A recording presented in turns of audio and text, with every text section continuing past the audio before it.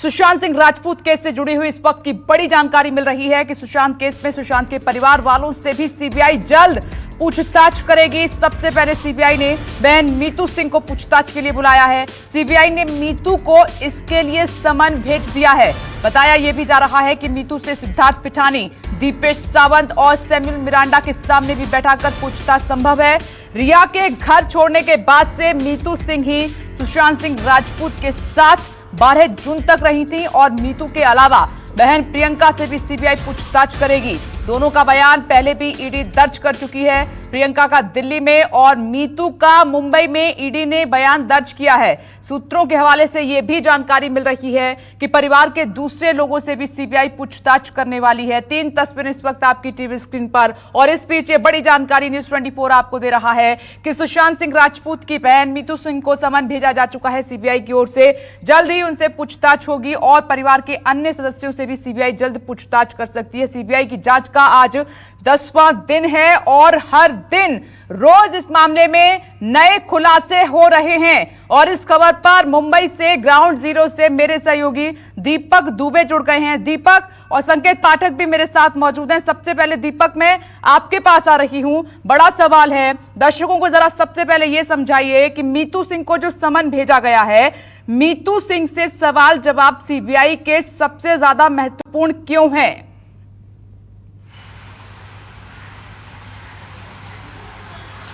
जी, आपको बता दें कि 8 जून से लेकर 12 जून के बीच मीतू सिंह सुशांत सिंह राजपूत के घर पर मौजूद थी। सुशांत सिंह राजपूत के साथ थी।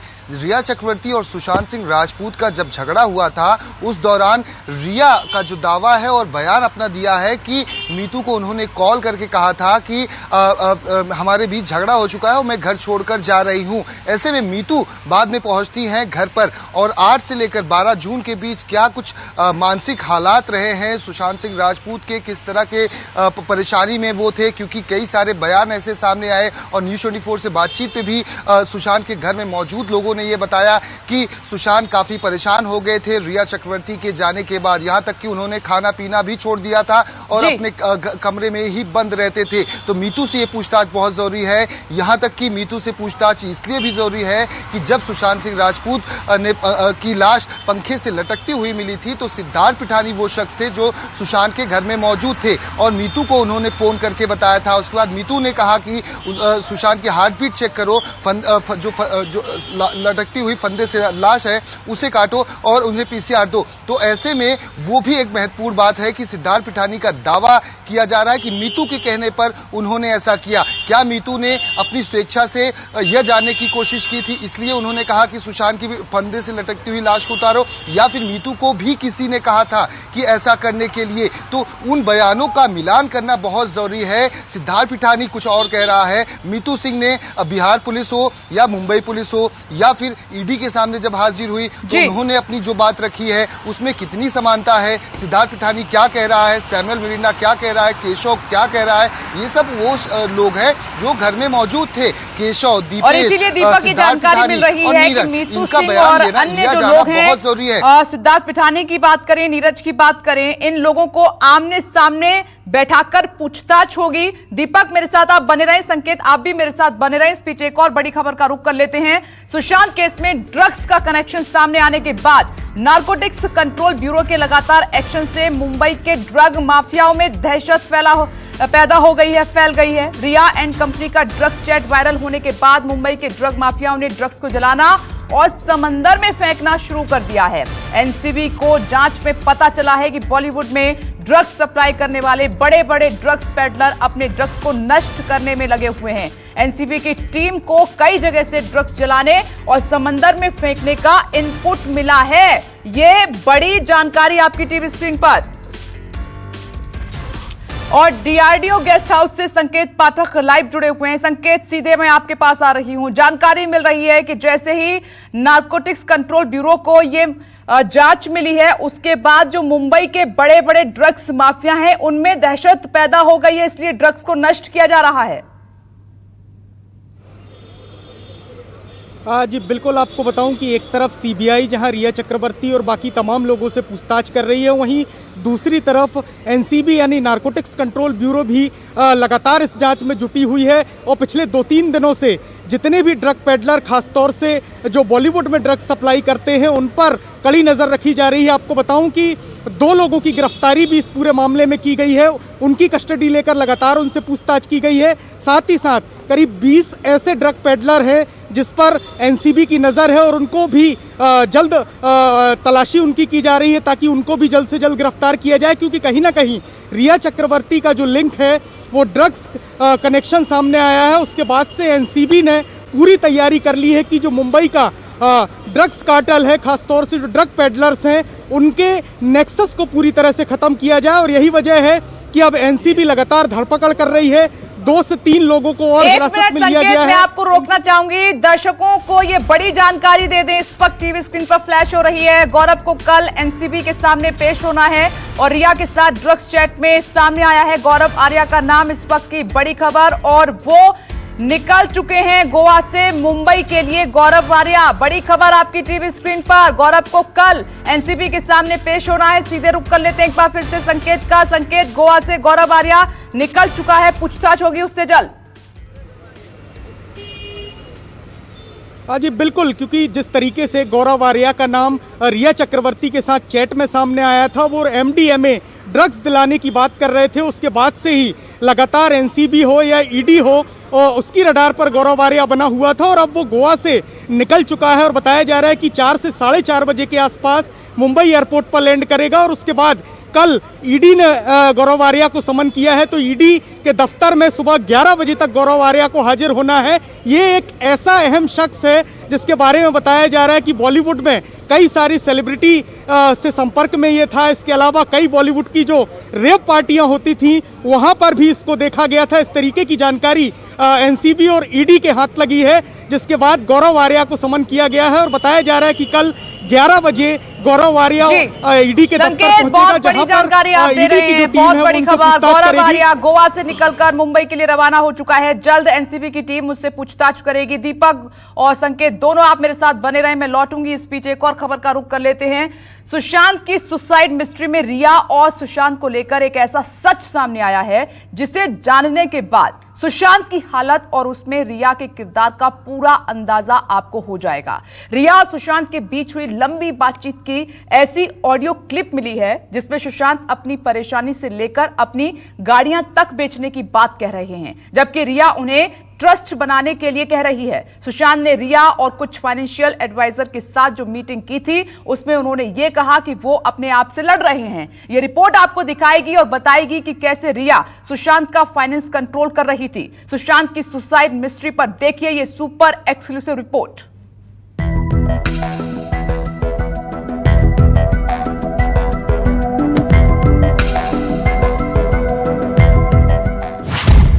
सुशांत के लिए रिया की प्लानिंग का ऑडियो।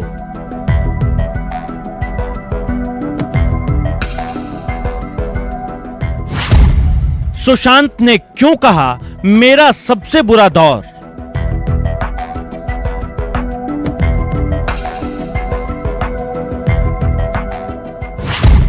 सुशांत ने क्यों कहा मैं अपनी गाड़ियां बेच दूंगा।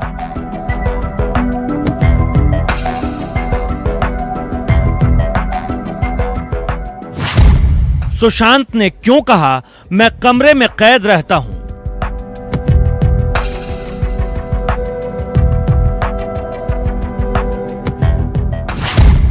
सुशांत और रिया का सबसे चौंकाने वाला ऑडियो।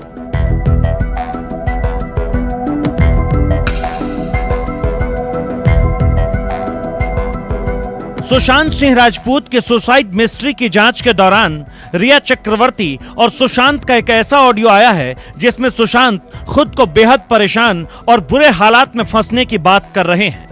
जनवरी 2020 में रिया चक्रवर्ती और सुशांत सिंह राजपूत के साथ मौजूद श्रुति मोदी, शौविक चक्रवर्ती और इंद्रजीत चक्रवर्ती की पूरी बातचीत आपको सुनवाते हैं। सुशांत की इस बातचीत में उन्होंने कहा कि वो सबसे बुरे हालात में हैं। At this point in time, I just wanted a request, a favor to us.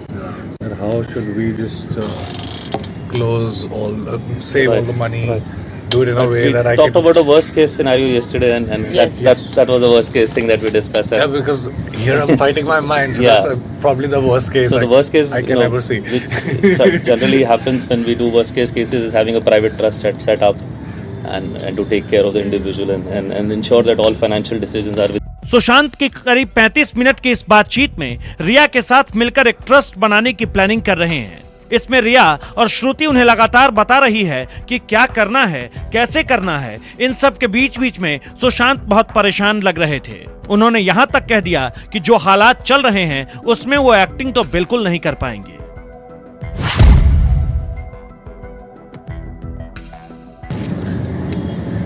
We have seen cases where it has always been a part of the lifestyle. This bipolar. So in that state, I don't think acting is something that I would be able to do. Number one. Number two, I don't still know which other economic structure I can get into. So in some sort of a way, I mean, like it's 50-50. It's not that we can be confident that I can come back and. But that you let us decide. You're deciding all this for yourself. No, Let us decide something. All the doctors and everything that we have been discussing this last 2 months. रिया के साथ एक trust बनाकर और उस trust के जरिए होने वाली कमाई को खर्चे के लिए इस्तेमाल करने की प्लानिंग इस बातचीत में सामने आई। फाइनेंशियल मीटिंग वाले ऑडियो में सुशांत ट्रस्ट बनाने की बात को रिटायरमेंट प्लान करार देते हैं। रिया और श्रुति कुछ फाइनेंशियल एडवाइजर्स के साथ सुशांत के लिए ट्रस्ट बनाने की बात कर रही थी। इसी दौरान सुशांत ने हंसते हुए कह दिया कि वो खर्चा कम करने के लिए और पैसे जुटाने के लिए अपनी महंगी गाड़ियां तक बेच देंगे। She rightly said selling cars etc. I shouldn't even think.